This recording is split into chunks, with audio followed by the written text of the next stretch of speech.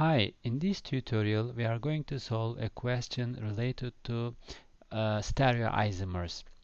The question asks, tell whether the compounds of the following pair are enantiomers or diastereomers or same. So, in order to solve this question, we have to assign R or S configuration for each chiral center in each molecule. So the first thing we need to do is labeling or indicating the chirality center for in each molecules. So let's look at the first molecule. In the first molecule we have two chiral center, one here and the second is here. So let's label with an asterisk, and the second chiral center is here. Let's put an asterisk there. Also, in the second molecule, these two carbons are chiral carbons. The next step we have to do is assigning R or S configuration to each chirality centers.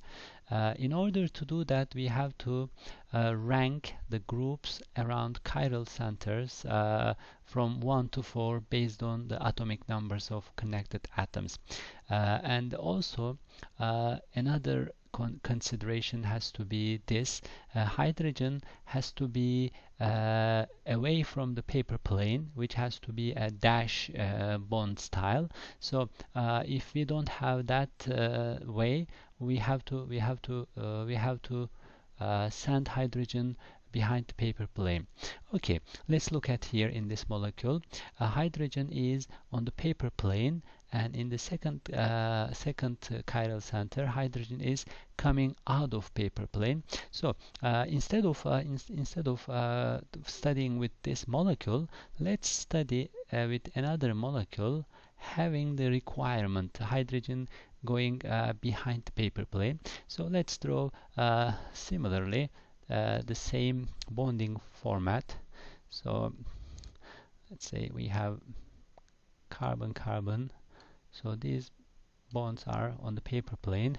We have a dash and we have wedge here. Let's draw a little bit better.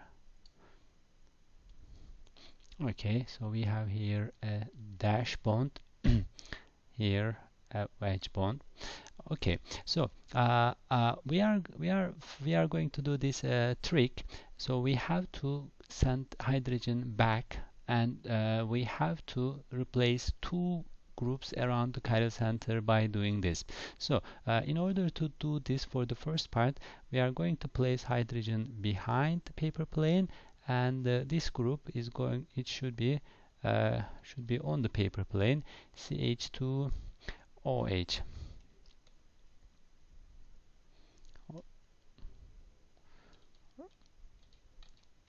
Or let's do this way, CH2OH, and then this group has to be here as OH. For the second carbon, again, let's switch hydrogen with this group. Hydrogen has to be behind, and that group has to be in the front, and this OH has to be here. Okay, then let's assign priorities for each group around chiral center. We know that atomic numbers, let's write here. Hydrogen has atomic number 1, carbon has atomic number 6, oxygen has atomic number 8. So let's look at here. We have oxygen, hydrogen, carbon and carbon. So definitely hydrogen has to be number 4. So let's write there. This has to be number 4. Oxygen has to be number 1. And we have to look at these two groups. Each group has carbon. So carbon and carbon. Which one should have number 2 priority or ranking? Which one will be number 3? So we cannot decide based on just carbon. We have to look at which connected atoms each carbon has. Let's write here, this carbon has 2 hydrogen, hydrogen, hydrogen, and then it has an oxygen. Let's write here. How about this carbon? This carbon has a hydrogen. let's write here hydrogen and a carbon and an oxygen. So if we look at the attached groups to these carbons, definitely this has to be number 2 because it has an oxygen, a carbon, whereas here we have an oxygen, a hydrogen. So this should have more priority based on the atomic number of carbon being being bigger than hydrogen. So this has to be number 2 and this has to be number 3. So let's look at which direction, clockwise or counterclockwise, from 1 to 3. So we have to rotate from 1 to 2, 2 to 3. So this is a clockwise rotation. So this chiral carbon should have an R configuration. But we are seeking for R or S configuration for this carbon, so it has to be the opposite because we have exchanged two groups, so this should have an S configuration. How about this group? Let's look at. We have here a second chiral center, and we have to rank these groups, 4 groups around this chiral carbon. So let's use a different marker color. So let's say here hydrogen has to be number 4 for this one, and oxygen has to be number 1. Carbon and carbon, so which one will be number 2, which one will be number 3? So we have to look at the connected atoms. Let's detailedly draw this carbon here. There is a wedge bond for this carbon, and it is an aldehyde. Basically we have a carbon oxygen double bond, a hydrogen. So the connected atoms to this carbon, we have oxygen, oxygen. Since we have a double bond oxygen, we have to count 2 times this connection, and a hydrogen. How about this carbon? What kind of connections we have? So let's just put here an arrow. So let's say that it has an oxygen, it has a hydrogen, and it has a carbon. So let's look at which one has. So I'm going to put another arrow here. Which one has higher atomic number group? So oxygen same. We have hydrogen same. Carbon, oxygen. Oxygen has definitely a higher atomic number than the carbon. So what should we say? We should say that this has to be number 2 and this group has to be number 3. So it's kind of messy here, but we can see with different colors which way we are going to rotate. So we will go from 1 to 2, from 2 to 3. So we are going clockwise direction, the rotation from 1 to 3 clockwise. So this chiral carbon should have an R configuration, but this one should have, let's put with the red marker again,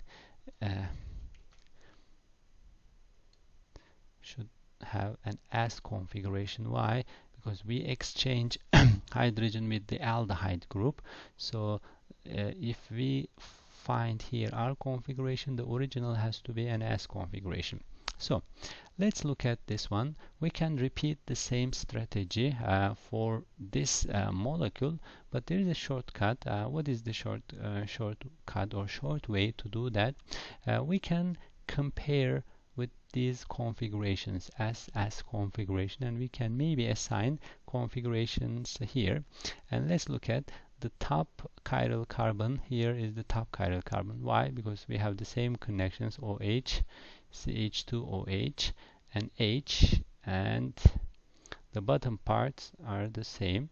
Okay, so let's look at what is the difference between this chiral center and this chiral center. We can see that CH2OH is receding behind the paper plane, going back to paper plane, same. So this didn't change, but we can clearly see that hydrogen and OH replaced here. They replaced their position. So we know that if two groups replace, the configuration has to be the opposite configuration. So this has to be an R configuration. How about here? So let's look at the aldehyde group here. Back, it is paper plane here. Hydrogen is coming out of paper plane. It's going inside the paper plane. And then what is OH? OH paper plane. Here it is coming out of the plane.